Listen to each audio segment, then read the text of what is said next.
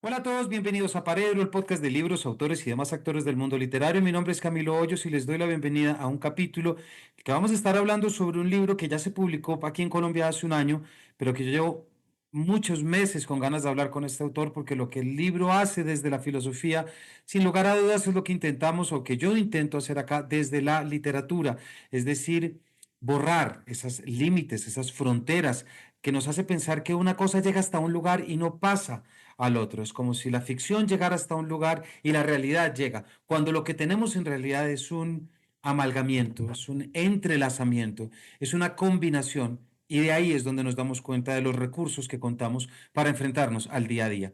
Me refiero al libro Maestros de la Felicidad de Sócrates a Víctor Frankl, un viaje único por la historia de la filosofía, por Rafael Narbona, muy famoso crítico literario que muchos hemos leído, quien nació en Madrid en 1963, que ha sido profesor de filosofía y es uno de los críticos literarios y periodistas culturales más reconocidos de España. Es colaborador del Cultural, revista de libros y lengua, y ha escrito también en Letras Libres, Senda, Quimera y Cuadernos Hispanoamericanos. Actualmente participa en el programa Julia en la Onda de Onda Cero y cuenta con un éxito arrollador en redes sociales con más de 120,000 seguidores en Twitter o X. Es autor de Miedo de ser dos, El sueño de Ares, Peregrinos del Absoluto, El coleccionista de asombros, Retrato del reportero adolescente e Ira. Vive con su mujer Piedad en un pequeño pueblo castellano junto con sus perros y una biblioteca de más de 10,000 volúmenes. Pues bien, este libro de Rafael Narbona, este profesor de filosofía y crítico literario, lo que es una aventura increíble en la que nos muestra lo que él decide hacer para superar un cuadro de depresión y un diagnóstico de bipolaridad, en vez de ir por los fármacos y por la cultura de los medicamentos, prefiere ir a buscar todo esto en la filosofía, entender cómo los filósofos le pueden ayudar a tener una mejor vida, a recuperar el bienestar, a recuperar el amor propio, algo tan importante. Y como ustedes saben, libros como estos, pues aquí los celebramos muchísimo porque no nos cansamos de repetir y de decir cuantas veces podamos que la literatura, el arte, la creatividad está ahí para el servicio nuestro, de nuestra vida y de vivir mejor. Así que Maestros de la Felicidad, publicado en Roca Editorial por Rafael Narbona, es el libro que recomendamos hoy y sobre el cual estaremos hablando, y ya verán que más de uno pues, va a querer ir corriendo a buscarlo por la forma como Rafael nos cuenta y por supuesto por lo que en el libro dice. Así que, sin mayores preámbulos, bienvenidos. Rafael, en primer lugar, bienvenido a Paredro. Muchas gracias, Camilo. Encantado de estar aquí contigo y de que hablemos un ratito. Pues mira, más encantado estoy yo porque tu libro Maestros de la Felicidad, publicado por Roca Editorial, se publicó aquí en Bogotá. La primera edición fue en enero del 2024. Ya estamos cumpliendo prácticamente un año. Y de ese año yo creo que llevo por lo menos 6 meses con ganas de hablar contigo para que nos cuentes, porque un libro como el que tú nos das es lo que yo más celebro y más me gusta celebrar de este programa, que es cuando personas expertas, académicas, profesores, se dan cuenta que tienen un conocimiento humanístico que da para mucho más de lo que normalmente nos dicen que dan el conocimiento filosófico, literario, poético. Tú te concentras en traer estos maestros de la felicidad que nos han mostrado caminos distintos al pesimismo, distintos a la frustración, sino que nos dan herramientas, pero herramientas no con fármacos, sino con palabras, con ideas. Pero sin embargo, Maestros de la Felicidad no es una guía filosófica, Rafael, y tú lo sabes mejor que nadie. No es un manual de filosofía, es también un relato de vida. Entonces quisiera de pronto arrancar por ahí, si te parece bien. Yo sé que esto está muy bien escrito en las primeras páginas y lo habrás dicho, pero quisiera que nos contaras, ¿cuándo caes tú en cuenta como profesor de filosofía que tienes que escribir este libro? Bueno, profesor de filosofía y crítico y muchas cosas más, ¿no? Que quede bastante Sí. claro. Bueno, la verdad es que este libro nació a partir de un acontecimiento más bien luctuoso, y es que yo pasé por una depresión a consecuencia de una serie de pérdidas. Perdí a mi padre, a mis hermanos, todo esto lo cuento en el libro. Y bueno, pues mi experiencia con la psiquiatría fue nefasta, porque acudí a un psiquiatra, me mandaron antidepresivos, no mejoré, al revés, pues me provocaron un estado de agitación, de confusión, y decidí buscar otros caminos, otras alternativas. Y yo me planteé, a fin de cuentas, ¿qué he hecho la mayor parte de mi vida? Dar clases de filosofía. Y la filosofía esconde, contiene infinidad de lecciones para la vida. La filosofía no es simplemente una disciplina académica, abstracta, erudita, sino que intenta ayudar a vivir mejor. Y yo pues empecé a releer a los clásicos, empecé a releer a Montaigne, empecé a leer a Pascal y vi que en todos ellos encontraba ideas que podían ayudarme. Y como en Roca me pidieron un ensayo de carácter humanístico, que fuera una exaltación de la dignidad del ser humano y del valor de la vida, pensé que la filosofía me podría servir de guía. Pero yo no quería hacer un texto académico, repleto de notas, en fin, de estos textos donde las notas a pie de página ocupan más del texto. De hecho, mi libro no contiene notas a pie de página, donde hay unas bibliografías inmensas que nadie consulta, sino que quise hacer un libro vivo, un libro cercano, un libro directo, un libro que se leyera casi como una novela. De ahí que lo que hice fue discontinuar la historia de la filosofía con mis propias experiencias e incluí una serie de interludios donde hablaba pues de la muerte de mi padre, de mi relación con Javier Marías, del Alzheimer de mi madre, de mi amor a los animales, de mi experiencia como profesor. Y bueno, curiosamente estas partes autobiográficas son las que muchas veces han suscitado más interés, pero también quería poner la filosofía al servicio de los lectores no especializados y explicarles que en Platón, que en Aristóteles, que en Heidegger, que en Nietzsche, pues también hay lecciones, o en Bergson, que pueden incorporarse a la vida cotidiana. De hecho, voy a empezar a colaborar con una revista en España ahora, donde voy a tener una sección que va a ser como filosofía para la vida. Y bueno, pues yo siempre he detestado aburrirme, no me gusta nada el academicismo, yo me distancié bastante de la filosofía porque me pilló en una época en la universidad donde estaba muy de moda el postestructuralismo y había que escribir de una manera muy oscura, imitando a Derrida, a Bataille, y yo no quería escribir de esa manera, yo quería inscribirme dentro de lo que es la tradición anglosajona de la alta divulgación. A mí me gustaba la historia de la filosofía de Bertrand Russell, aunque ha envejecido, hay muchas cosas que están explicadas de forma insuficiente, pero me gustaba ese tono cercano, ese tono directo, que tienes la impresión de que estás hablando con un amigo. Y bueno, pues he intentado convertir mi libro en una especie de autobiografía que corre en paralelo con la historia de la filosofía. Y de forma que, como tú muy bien has señalado, ambos discursos acaban fundidos de tal manera que no se puede discriminar entre lo literario y lo filosófico. Es un texto unitario, es una reflexión sobre la vida, es una reflexión sobre el ser humano, es una reflexión sobre el saber y es un ejercicio de introspección, pero sobre todo es una apuesta por la esperanza, por el optimismo y por el placer de vivir. Eso último que has dicho me parece fundamental y gracias, Rafael. Es una apuesta o sea, por la esperanza, por el optimismo, por el bienestar, eh, en un momento en el que las cosas no digamos que están muy tranquilas, ¿cierto? A nivel ya No, mundial. Ahorita vamos a llegar a eso, no solamente por la pandemia que tú hablas, como tu depresión surge también en gran medida durante la época de lanzamiento, y esto yo creo que a nivel general, sino el mundo en lo que está ahorita, y es imposible no hablar esa dupla de nombres, como son Trump y Musk, todo lo que está ya. pasando, lo que son las redes. Ahorita vamos a llegar a eso y también, por supuesto, vamos a llegar a toda la parte autobiográfica que todavía has dicho que ha sido uno de los motores que ha acercado. Pero es que quiero que nos quedamos y que profundicemos un poquito en esto que tú ves, Rafael, porque es como si tú estuvieras siempre viviendo con las respuestas hasta que dices, estas respuestas tienen que servir para algo, ¿cierto? Es decir, es como, sé algo que puedo utilizar. Y al puro comienzo, esto es en el prólogo, hay algo que dices, en esta obra que reconstruirá la historia de la filosofía desde una perspectiva muy personal, hablaré tan solo de las ideas que nos ayudan a vivir mejor, a no sufrir sin necesidad o a superar el dolor cuando es inevitable. La filosofía no es un manual de instrucciones, pero sí puede utilizarse como guía espiritual y camino de sanación. A mí me ha ayudado a vencer mis demonios interiores y me ha reconciliado con la existencia. Algunos sostienen que la filosofía es un saber caduco, pero yo creo que no lo es. El ser humano nunca dejará de hacerse preguntas. Sin embargo, la vieja disciplina, cuyo origen se remonta a la antigua Grecia, lo cual no significa que no existieran formas más o menos desarrolladas de pensamiento en otras civilizaciones, no atraviesa su mejor momento. recluida Mm. en el estrecho círculo del saber académico, cada vez está más desligada de la realidad.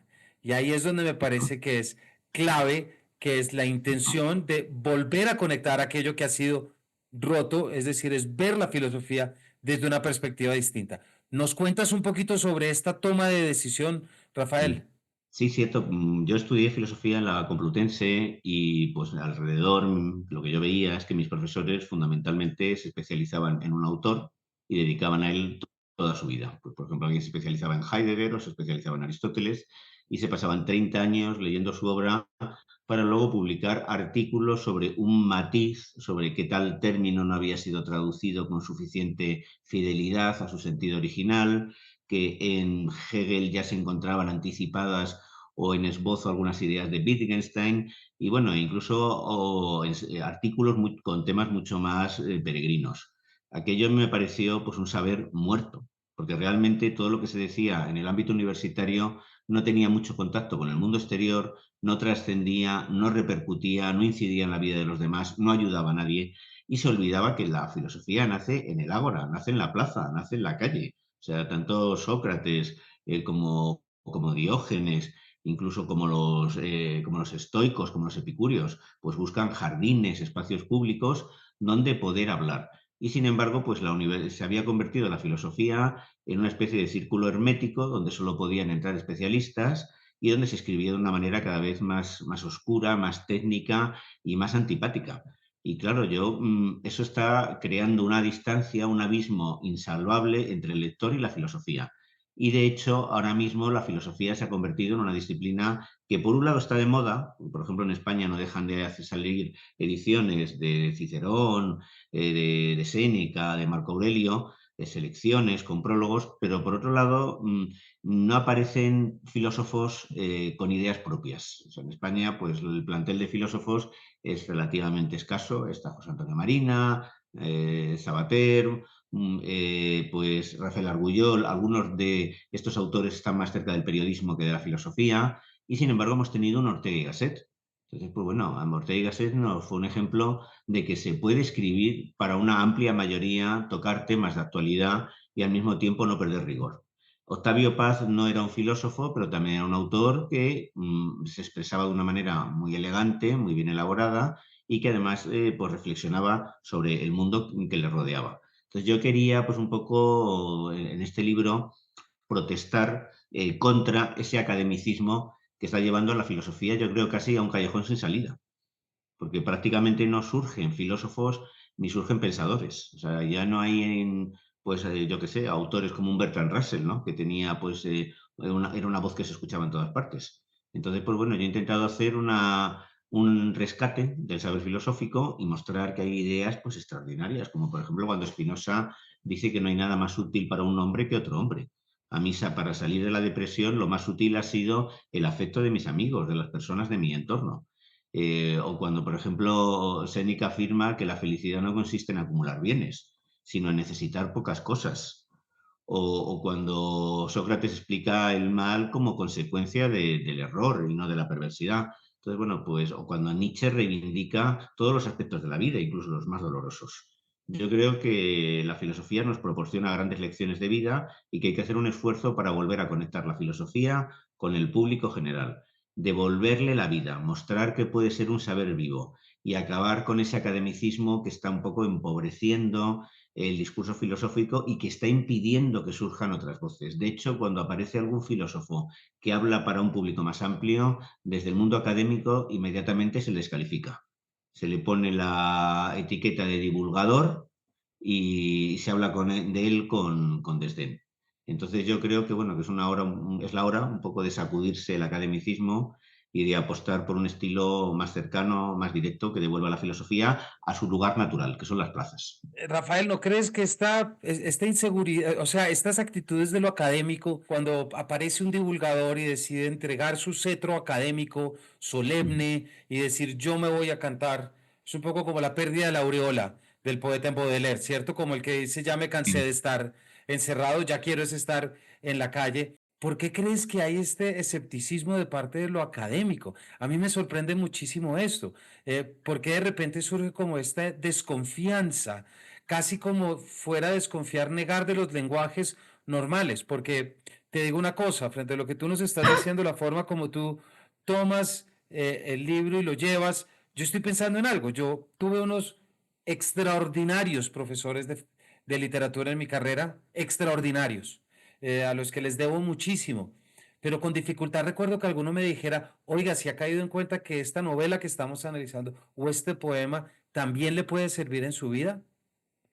No recuerdo, ¿sabes? No, No recuerdo que alguien me lo haya dicho. Y ojo, no consiste entonces que me está dando un permiso para no escribir un ensayo de 10 páginas y entonces hacer un trabajo, ¿sí me entiendes? Como de sí, sí. poética personal. No, no, no, no. No estoy diciendo que me quitaran el rigor, solamente que me mostraran un camino. Que me dijeran, oiga, esto también puede servir para esto otro. Esto también le puede servir a usted para entenderse, para no sé qué. No necesitaban ser terapeutas, pero sí fungir un poquito. ¿Tú crees o lograste definir de pronto a través de la escritura de este libro o lo pensaste? ¿Es nueva esta separación desde lo pragmático? ¿Resulta como las consecuencias de una cultura pop? ¿O qué puede ser que hayamos estado en un terreno filosófico como el tuyo, en un terreno literario como el mío, que en los, en estos palacios donde todo esto se cocina, alguien decidió desde esa mano de la conspiración que esto no puede ser para todo el mundo y que son necesarios unos vínculos de exclusión, porque cada vez más uno dice, las respuestas están ahí. Perdóname, esto me extiendo un poquitico más. Sí, Fíjate sí. que hay dos palabras que sorprendentemente están en boga en los últimos años y son palabras que ya han estado en nuestro territorio hace mucho tiempo. Storytelling, por un lado, storytelling es la poética, pero por el otro lado, un coach. Yo a veces tengo la impresión de que la noción de coach es la antigua noción que teníamos del filósofo. Sí, lo que pasa es que un coach normalmente lo que hace es asesorarte para que tengas éxito en el sentido más comercial y menos espiritual del término, ¿no? Entonces, bueno, el academicismo ha existido siempre, no es una cosa nueva, pero también es cierto que la filosofía, sobre todo desde los grandes avances científicos que se producen en el siglo XX, empieza un poco a sentirse acomplejada. Piensa que es un saber menor, que es un saber que se ha quedado anticuado, que es un saber que ya no puede aportar nada, y entonces hay un grupo de filósofos que intentan fundir filosofía y ciencia, pero que acaban menospreciando pues, lo que es el saber filosófico tradicional. Por ejemplo, Wittgenstein escribió un libro que es un tratado antifilosófico, que es el Tractatus, donde dice, bueno, pues aquellas proposiciones que no puedan verificarse carecen de sentido. Y entonces, pues bueno, pues hay un sector de la filosofía que se desliza hacia el terreno de la ciencia, intenta asimilar su lenguaje, incluso pasa en el campo de la literatura con el estructuralismo, que a mí, por ejemplo, la crítica estructuralista me producía horror, como muchas veces se desmenuzaba un texto y se buscaban una serie de valores sumamente abstractos y no se iba realmente al contenido de la obra, cómo se ha ido despreciado incluso esta especie de estilo impresionista que tenía, por ejemplo, Azorín de comentar un libro, ¿no? Pues es una cosa muy subjetiva que carece de rigor científico. Entonces, la búsqueda del rigor científico va a provocar que los saberes humanísticos pues muchas veces se disfracen de ciencia para demostrar que ellos tienen suficiente rigor. Y luego hay otros que, por el contrario, optan pues, por una especie de discurso místico, ¿no? Que han sido un poco los discípulos de Heidegger. Es decir, bueno, pues nosotros no somos científicos, pero tenemos un conocimiento intuitivo, vamos a lo esencial, al conocimiento del ser, pero es que incluso el lenguaje es una herramienta que está limitada, porque no puede, mediante los conceptos, comprender el fondo último de las cosas. De ahí que pues en Ser y Tiempo vemos como el lenguaje experimenta una serie de torsiones, buscando mediante términos nuevos explicar la realidad. Lo cierto es que estas dos tendencias, pues la tendencia más metafísica y la tendencia más científica, han llevado un poco a la filosofía a un punto muerto. Yo creo que habría que volver un poco a una tradición más humanista. Figuras, yo he citado a Ortega y Gasset, porque es el filósofo español que tiene más proyección, pero ahora, por ejemplo, en España tenemos a Javier Gomá, que a mí es un autor que también me gusta mucho y que demuestra que se puede escribir con rigor y al mismo tiempo llegar a un público amplio.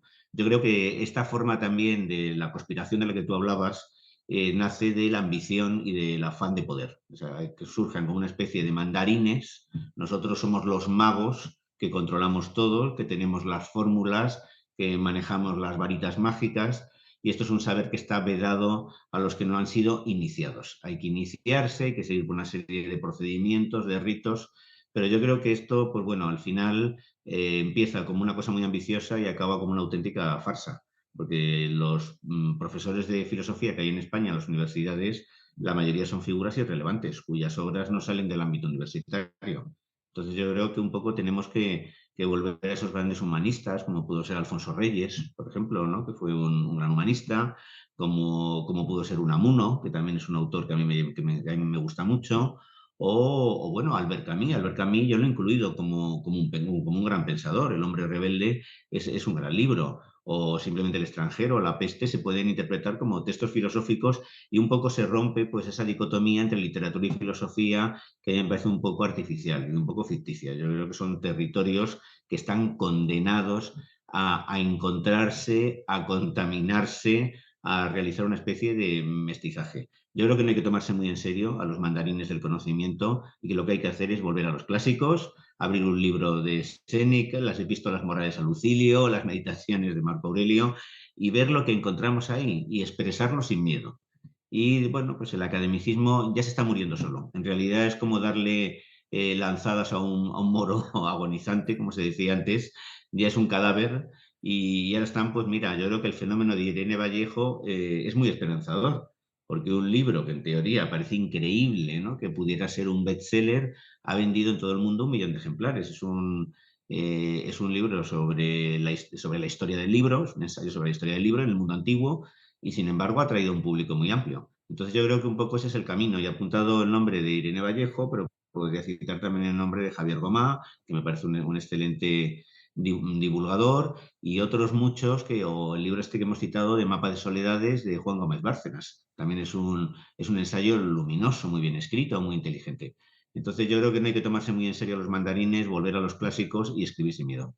Pues fíjate que ahorita que mencionas a Irene Vallejo, perdón, también aquí que la audiencia lo sepa, esto a mí me lo contó directamente pues el equipo de Irene en Colombia. El Infinito en un Junco es de los países donde más se ha vendido el libro. Es decir, Mm, el éxito que ha tenido en Colombia, lo que supuso la visita de Irene el año pasado también fue algo que movió todo, absolutamente todo. Y antes de comenzar, Rafael, tú también me contabas que tu libro, Maestros de la Felicidad, está teniendo mucho éxito en Colombia, ¿cierto?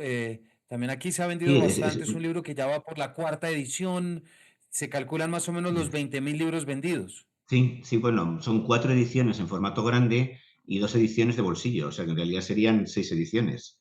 Yo lo único que sé es lo que me ha contado la editorial, que es Penguin. Roca pertenece al grupo Penguin y pues desde Roca me dijeron que los responsables de Penguin en Colombia estaban muy contentos porque el libro se está vendiendo muy bien y de hecho me han llegado pues muchas fotografías de lectores que han comprado el libro desde Medellín, desde Bogotá, que me mandaban pues fotos. Lo cierto es que hasta ahora ningún medio me ha hecho ninguna entrevista, ni tampoco mucha gente me pregunta, ¿y no vas a venir a la Feria del Libro de Bogotá? Claro, depende de que alguien me invite, ¿no? Depende de que alguien me invite. Espero que a lo mejor, pues no sé, con el siguiente libro surge la oportunidad. Pues mira que para eso está Paredro y hace rato te queríamos invitar porque sabíamos, Rafael, precisamente la importancia de un libro como este. Quisiera volver sobre algo que tú estabas diciendo que me parece muy importante.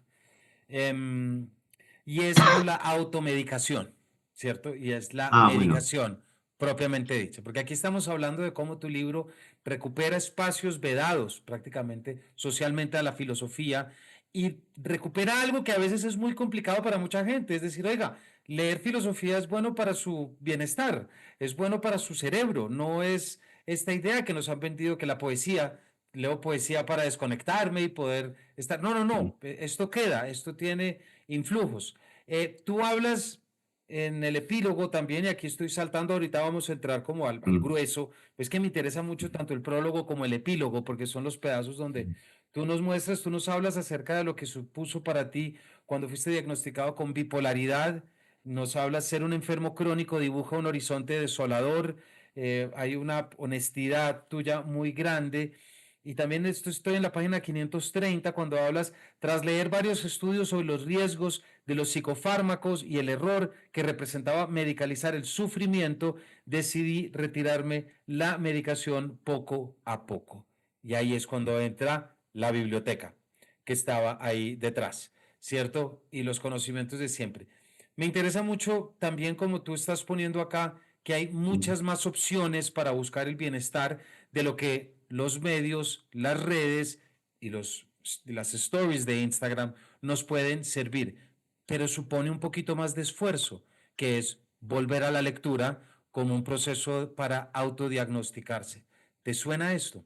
Sí, hombre, yo, como te he explicado al principio, a consecuencia sobre todo de pérdidas familiares, de muertes trágicas y prematuras, pues caí en un estado de depresión, de lo que se llama un duelo complicado. Y bueno, pues acudí como el sufrimiento era muy agudo y nos han educado que el sufrimiento es casi algo antinatural, que no es un aspecto más de la vida, pues acudí a un psiquiatra pensando que podría encontrar algún alivio.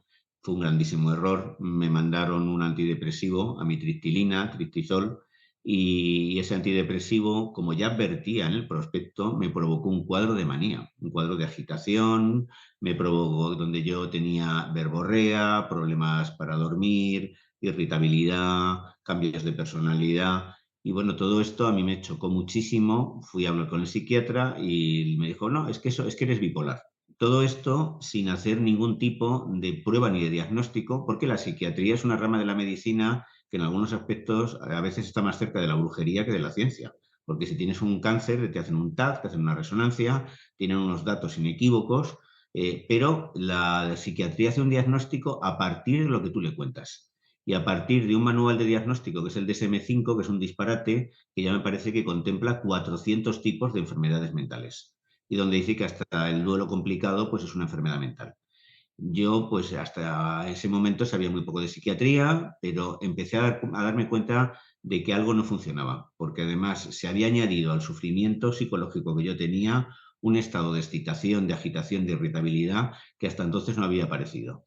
Y después de leer varios libros, yo fui al psiquiatra y me dijo, bueno, pues si quieres lo probamos con un antipsicótico.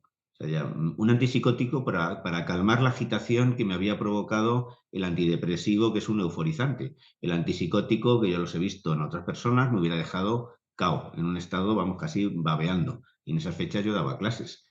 Y bueno, yo investigué y decidí por mi propia cuenta retirar la medicación de forma progresiva. Fue una experiencia muy dolorosa porque los medicamentos crean adicción, especialmente las benzodiazepinas, que también me las mandaron, los antidepresivos. Tuve muchísimos problemas para volver a dormir de una forma natural, me levantaba a veces con dolores musculares. Yo no estoy invitando a que nadie deje la medicación, hay personas a las cuales les puede ir bien, pero es cierto, y eso se sabe, que se está abusando de los fármacos. La psiquiatría no ha experimentado apenas avances en los últimos 50, 60 años, porque, por ejemplo, los antipsicóticos son medicamentos que tienen ya prácticamente 6 décadas. Y en España se abusa, según datos oficiales, de las benzodiazepinas de una manera alarmante.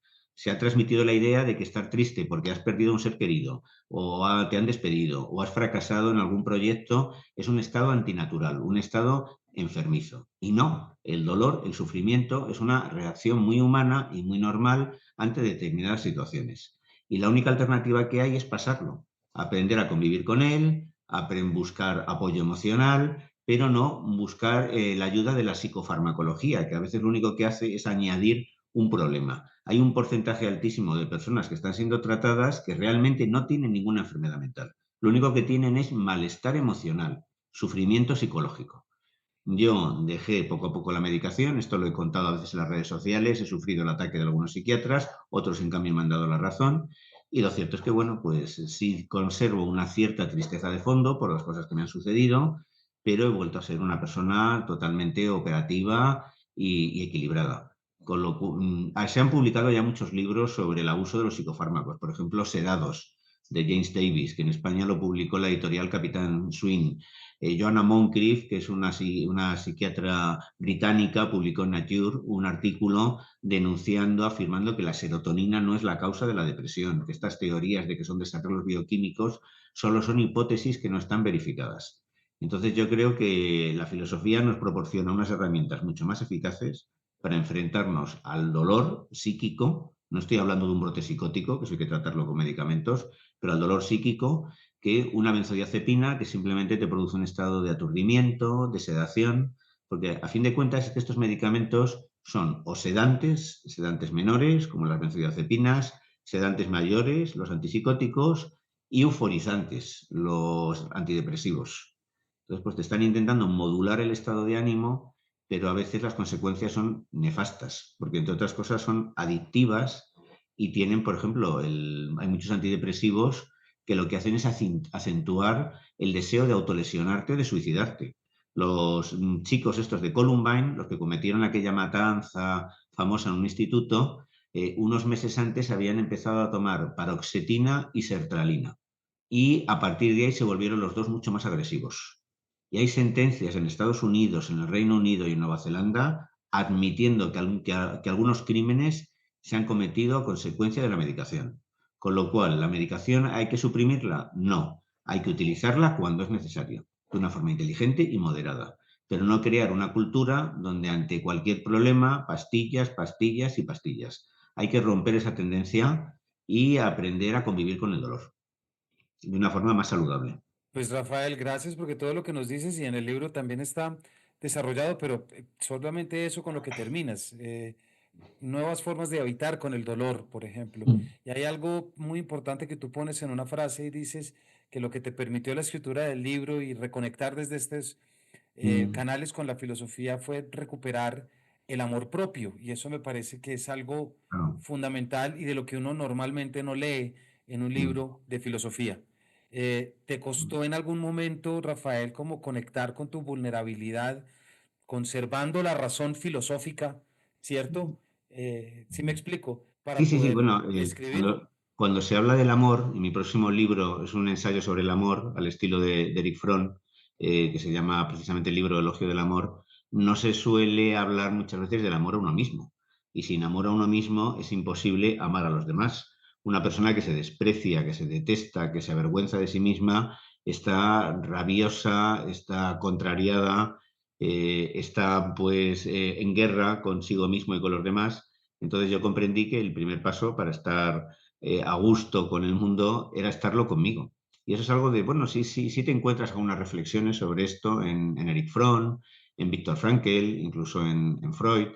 Yo creo que amarse a uno mismo no debe confundirse con el narcisismo, que es una cosa totalmente distinta. Entonces, una persona narcisista es una persona que no tiene empatía porque solo está pendiente de sí misma. Pero una persona que se ama es porque conoce sus limitaciones, sus flaquezas, sus fragilidades y pese a todo se acepta. Yo sé que tengo muchísimos defectos. Yo a estas alturas, con 61 años, hay muchos rasgos de mi carácter que me va a costar mucho trabajo modificar, pero he aprendido a convivir conmigo mismo. Y si soy indulgente conmigo mismo, tengo que ser indulgente con los demás, porque no puedo pedir la indulgencia ajena cuando no la practico conmigo mismo. Entonces, estas cosas, pues sí las encontramos en algunos autores, pero ahora mismo, pues bueno, en el ámbito académico no. En el ámbito académico, pues los artículos son sobre pues, un fragmento de la crítica de la razón pura relacionada con la fenomenología del espíritu.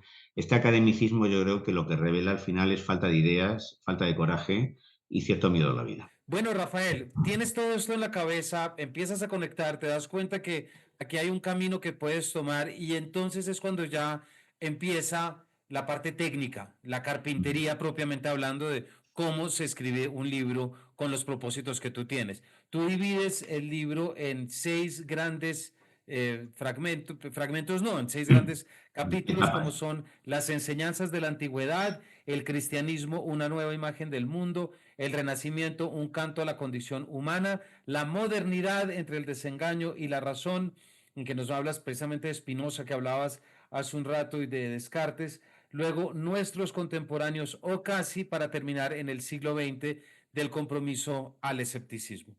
Mm. ¿Cómo fue este pedazo? ¿Te recuperaste lecturas? ¿Hiciste una relectura de un canon filosófico para buscar tus preguntas? Me interesa cómo fue la relación, siempre destacando esto que tiene tu libro que no tienen los demás, que es este plano emocional también y vivencial. ¿Cómo escoges los textos? ¿Cómo escoges los fragmentos sobre los que vas a escribir? Sí, yo, bueno, dediqué al libro un periodo de unos 18 meses de trabajo. Y de esos 18 meses, yo creo que 8 fueron pues de escritura y el resto fueron de lectura. Y lo que hice fue, pues bueno, coger algunos de los textos clásicos que había leído, algunos hacía muchos años, yo que sé, La República de Platón, hacía mucho tiempo que lo había leído. Los textos que se han leído a lo mejor hace 20 años o 30 años, solo conservas un recuerdo muy difuso. Entonces me hice una lista de los grandes clásicos, pues la Crítica Razón Pura, eh, pues también me leí las Meditaciones de Marco Aurelio otra vez, las Epístolas Morales de Lucilio, la Ética de Spinoza, los tratados. Y bueno, pues cuando ya consideré, fui tomando notas y cuando consideré que más o menos me había leído como los 40 o 50 clásicos ineludibles de la historia de la filosofía, ya empecé a utilizar como fuentes secundarias las historias de la filosofía, que hay algunas muy buenas, como la de Reale y Antiseri, la de Milbereyen, también es muy útil. Y pues bueno, pues yo no soy como muy aficionado tampoco a tomar notas, más bien suelo almacenar el conocimiento en la cabeza y lo que sí hago en los libros es subrayar, poner notas al margen, hacer algunos comentarios en las páginas finales. Y cuando ya tenía pues todo este material en la cabeza, me puse a escribir, rodeado eso sí, de una línea Maginot de libros para poder consultarlos. Y no quise escribir exactamente una historia de la filosofía, porque hay autores que no aparecen. Por ejemplo, no hablo de Hobbes, no hablo de Hegel, no hablo apenas de Ortega, que ya a veces me han dicho, no, es que hay grandes vacíos. Digo, sí, aunque yo creo que he tocado pues a los grandes, pero no quería era centrarme tampoco en autores muy pesimistas, como Hobbes, como Maquiavelo, como Schopenhauer, al que yo admiro mucho por otro lado, pero estos autores un poco los dejé fuera. Simplemente los menciono en algún momento. Cuando hablo de Nietzsche, pues comento algunas cosas de Schopenhauer. Cuando hablo de Spinoza, también comento algunas cosas de Maquiavelo. Pero incluso por consejo del propio editor, que me ayudó, pues un editor buenísimo que es Martín Esquifino, que es argentino, que trabaja para Roca. Y entonces dijo, bueno, yo creo que estos autores, con que hagas algún tipo de alusión, pues no es necesario desarrollar su pensamiento. Cioran, algunos no le consideran un filósofo, para mí me parece un autor muy importante. Ya había escrito sobre él en un libro anterior que se llama Peregrinos del Absoluto, con lo cual, una vez definido el contenido, determinadas las exclusiones, pues un poco simplemente me dejé llevar. Siempre a la hora de hablar de filosofía, pues parece que lo esencial es tocar metafísica, en este caso teoría del conocimiento de una manera secundaria, política también, pero lo que es la ética y la parte más dedicada a lo que es la sabiduría vital, pues es la que tiene más protagonismo en mi libro. Por ejemplo, cuando hablo de Platón, no me meto en las cuestiones más espinosas sobre pues el mundo de las ideas. No le vi mucho sentido ponerme a hablar del teteto, del sofista, del Parménides, que son los diálogos más complejos, más técnicos. Además, yo un poco quería transmitir la imagen de profesor de instituto, que es lo que yo he sido, que se está dirigiendo a alumnos que tienen entre 16 y 18 años. Por eso los alumnos aparecen en mi libro en varias ocasiones, y todos están basados en personajes reales, lo que pasa es que les he cambiado el nombre para respetar su intimidad, aunque luego alguno ha protestado y me ha dicho, pues a mí me hubiera gustado salir con mi nombre. Pero yo quería que esto fuera como una especie de última lección, como el equivalente a aquí lo que es historia de la filosofía en segundo de bachillerato, pero con un sesgo muy claro. O sea, yo no pensaba ser objetivo, sino utilizar la filosofía para expresar mi punto de vista, escribir de filosofía como si fuera literatura y al mismo tiempo destacar ese lado luminoso de la filosofía que casi siempre se elude. Entonces yo no quería redundar en las tesis de Schopenhauer o decir cómo sostiene Shakespeare que la vida solo es ruido y furia o como dice Calderón que el mayor delito del hombre es haber nacido. Digo, no, vivir, en fin, implica cosas muy dolorosas y muy tristes, pero creo que siempre merece la pena. Y un poco, pues, ese fue el planteamiento del libro. Claro, y ahí hay una cuestión que vuelvo, que es Maestros de la Felicidad, es una historia de la filosofía, pero el protagonista aquí eres tú. Y eso es una cuestión que quiero sacar y contarle a la audiencia, porque eres tú quien decide al final quién quieres involucrar o no, porque tu propósito no es servir únicamente de transmisor entre una historia institucional y un lector, no, es tú desde una situación determinada, desde una vivencia determinada, quieres aprovechar un conocimiento al cual la cultura y nuestra cultura reciente le ha dado un poco la espalda, como ya hemos dicho, desde muchos aspectos, para mostrar cómo tú, en vez de darle la espalda, le das el pecho y logras sacar adelante una vida. Me atrevo a decir esto. Y Claro. ahí hay algo, estamos terminando, Rafael, pero algo que quiero leer. Esto es una cita del epílogo que tiene que Mm, ver con esto que tú decías de dejaste por fuera a Schopenhauer, a Hobbes y a Hegel. Porque yo creo que es que aquí no solamente estás hablando sobre los libros, sino también estás hablando sobre las ideas, sobre nuestra cabeza y sobre lo que debemos aceptar como hábitos. Dejar atrás ciertas lecturas y reemplazarlas por otras culminó mi proceso de recuperación. Durante años había leído selectivamente las obras que expresaban una visión trágica y pesimista de la existencia. Pensaba que Cioran tenía razón cuando describía al ser humano como una marioneta con los ojos hundidos hacia adentro. Estaba de acuerdo con Schopenhauer, según el cual la vida es esencialmente sufrimiento e insatisfacción. Me identificaba con la desesperación de las poetas suicidas. Entendía que Jeanne Marie, superviviente de Auschwitz, se hubiera quitado la vida no solo por el trauma de la deportación y la tortura, sino porque no hallaba sentido a las cosas y se rebelaba contra la experiencia de la vejez. Pero aquí salto un par de frases para llegar donde quiero llegar. Comencé a pensar que el pesimismo siempre constituye la tentación más fácil. La esperanza exige esfuerzo, ilusión, tenacidad, imaginación. No me refiero a la expectativa de lo sobrenatural, sino al simple hecho de concebir el futuro como un abanico de posibilidades. Y quiero repetir la frase, Rafael, porque me parece muy bonita. La esperanza exige esfuerzo, ilusión, tenacidad e imaginación.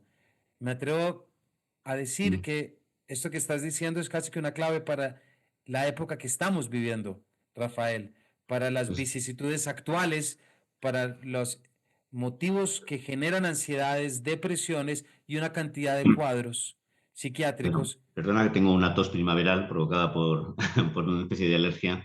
Y bueno, ahora mismo estamos viviendo una situación trágica, pero que empezó en los años 80 con Margaret Thatcher y con Ronald Reagan. Ha habido una época, por lo menos en Europa, después de la Segunda Guerra Mundial, cuando la socialdemocracia y el liberalismo llegan a un pacto y se crea el Estado del Bienestar para garantizar una serie de servicios básicos, sanidad, educación, empleo, pensiones. Y eso pues ha permitido unas décadas de estabilidad, a pesar de que teníamos de fondo la Guerra Fría y que también en los años 60, finales de los 60, surgieron grupos terroristas de extrema izquierda, también hubo un terrorismo de extrema derecha que en Europa se articuló a través de la Red Gladio, al parecer con la connivencia de la OTAN para evitar el ascenso del comunismo en los países del Mediterráneo. Pero a pesar de todas estas tensiones, pues ha habido una época de relativa paz social y de prosperidad. Cuando llegan Margaret Thatcher y Ronald Reagan al poder y también luego respaldados por Juan Pablo II, se produce la revolución neoliberal. El estado del bienestar es muy caro, ha disparado la inflación y hay que aplicar recortes. Y desde entonces yo pienso que los trabajadores no han hecho más que perder derechos, se ha deteriorado la sanidad pública, se ha deteriorado la educación pública y ahora mismo pues, están gobernando populistas de extrema derecha como Orbán, como Meloni, como Trump, como Milei. Milei, por ejemplo, ha recortado partidas presupuestarias que estaban destinadas a financiar tratamientos contra el cáncer, lo cual me parece a mí un crimen casi contra la humanidad. Y aunque Trump quería parar el suministro que obtienen diferentes asociaciones para luchar contra la malaria, contra el SIDA, contra la tuberculosis, en Estados Unidos quería que las agencias federales dejaran de gastarse dinero en estos programas, ¿no? Afortunadamente un juez esto lo ha paralizado. Y como dice James Davis en Sedados, cuando hay políticas de esta naturaleza, el ser humano pues sufre. O sea, cuando por ejemplo en España para los jóvenes es difícil encontrar un empleo, si encuentran un empleo los salarios son muy bajos, el precio de la vivienda está disparado y esto está creando pues claro muchísimo malestar, muchísima infelicidad y yo creo que por eso la esperanza exige tener, pues, ser un poco audaz y temerario, pensar que las cosas realmente pueden cambiar, pero no van a cambiar solas. Hace falta imaginación, hace falta obstinación, hace falta creatividad. Y yo creo que esa debe ser la labor de los intelectuales. No se trata tampoco de hacer un discurso partidista. Yo a veces hace poco me entrevistó a Alex Fidalgo y por los comentarios, que en España es muy popular, por los comentarios que yo hice sobre Trump, de inmediato me acusaron de rojo.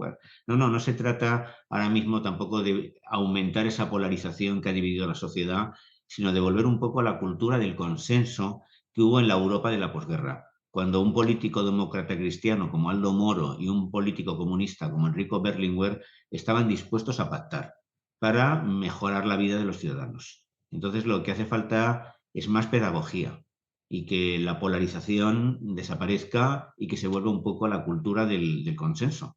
Y esto, pues bueno, ahora mismo en España parece inviable a corto plazo, lo parece también en Colombia, donde también hay muchísima crispación, pero yo creo que un poco debería ser la labor de los publicistas, de los ensayistas, ¿no? De los filósofos. Yo no me dedico especialmente a la política, realmente, salvo algunas notas en redes sociales, lo que escribo fundamentalmente sobre literatura, filosofía, cine, pero sí creo que las condiciones materiales de vida determinan también la salud mental.